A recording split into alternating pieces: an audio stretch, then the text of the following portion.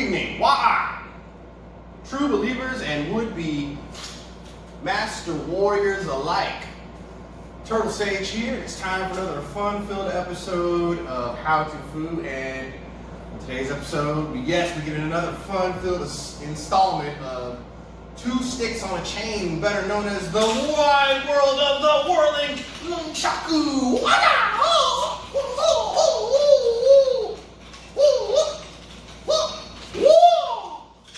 Now with that said, excuse me, yes, this month is the month of Bruce Lee's birthday, and we're having another fun-filled installment of Nunchucks.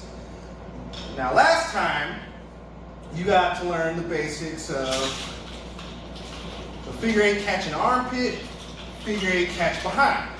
But today, we are going to concentrate on something that is near and dear to me as far as all combat goes. And that, friends, is defense. Yes, the keyword is defense. Why? Well, originally, this is a farm tool. Back in the olden days, Okinawa, China, Korea, wherever, East Asia, it was rustic and rugged, and you didn't have the pleasure of a standing army to protect you at all times. Sometimes you were out in the outskirts of the countryside, because cheap land, no one lives there, you can make a fortune that way. What happens when you make a fortune?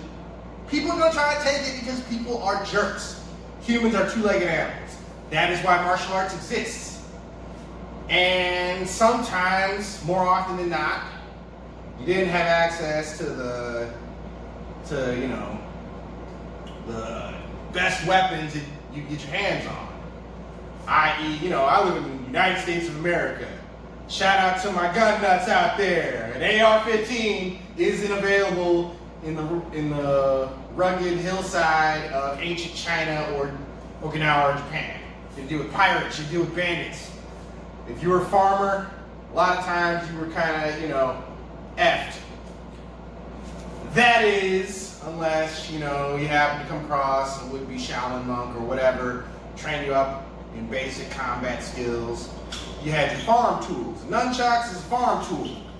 Good for knocking down rice or whatever, threshing grain. It's a flail. Now, the thing about it, as I said before, I'm not really a fan of chain weapons. I prefer a blade. Simple, cut a man, he bleeds, fight's over, right?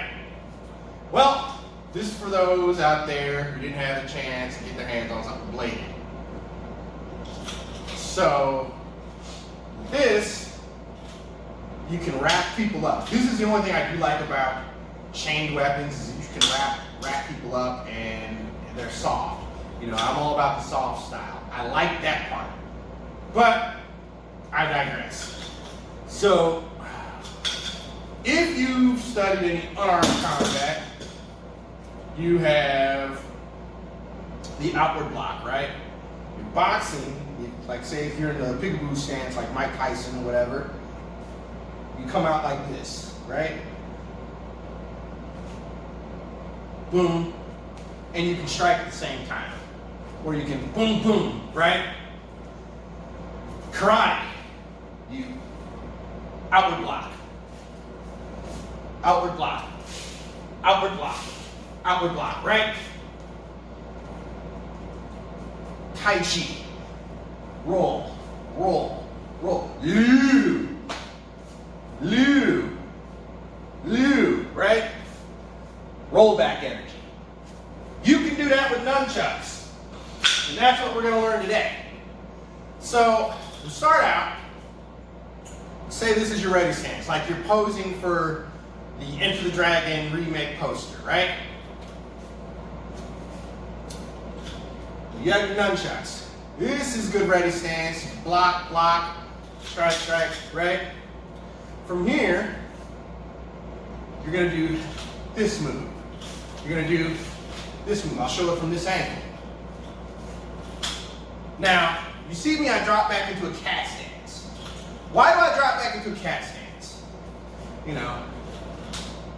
From here, that's a northern stance. Northern cat stance. Why do I drop into cat stance? I'll tell you why.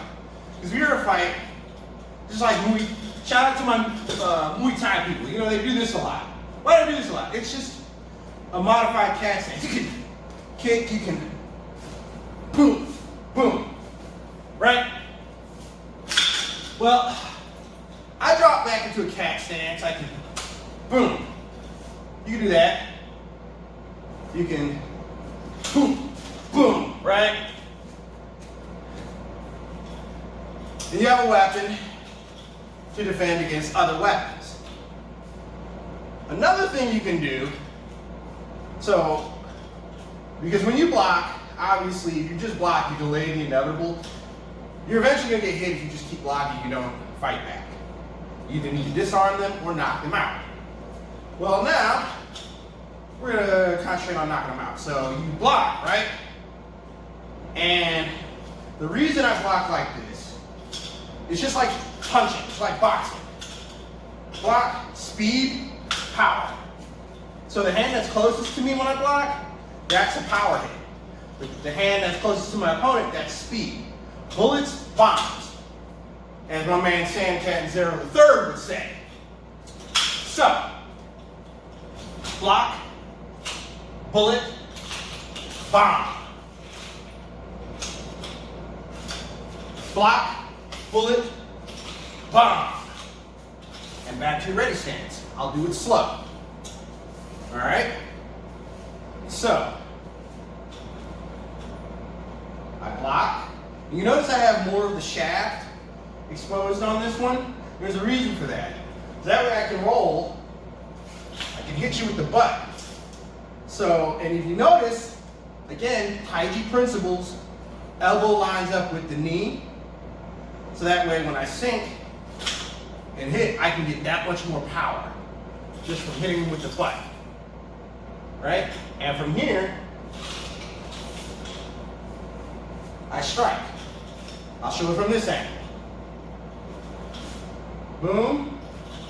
Right? Boom. Boom.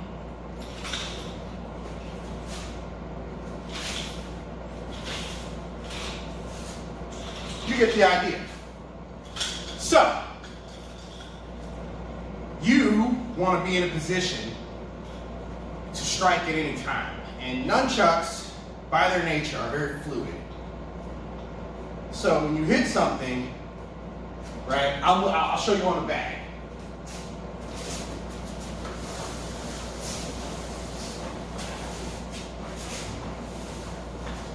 So the thing about nunchucks, when you hit something, there's always a blowback. Prepare for the blowback. And the thing about it is, because they blow back, you gotta be prepared to keep moving your body, because it's always moving your body. I always say, like, especially when I'm teaching Tai Chi,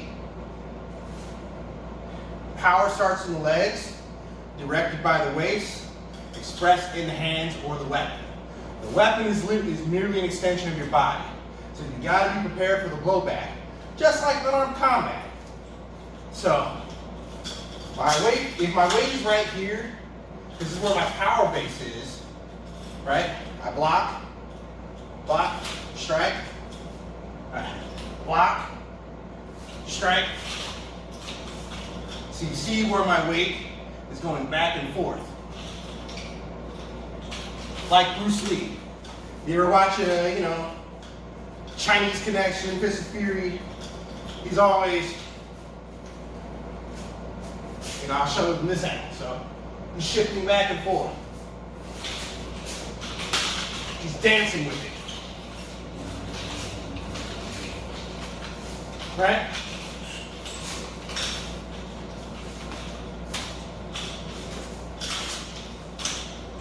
So that's what you want. You want to know, even with the weapon in your hand, where your weight is centered at all times. So, sink back, forward, and back again. All right? So concentrate on an exercise. Block, jab, power strike. Catch behind, back to your ready stance. Block, block. All right, you block, jab, strike, catch behind, back to your ready stance.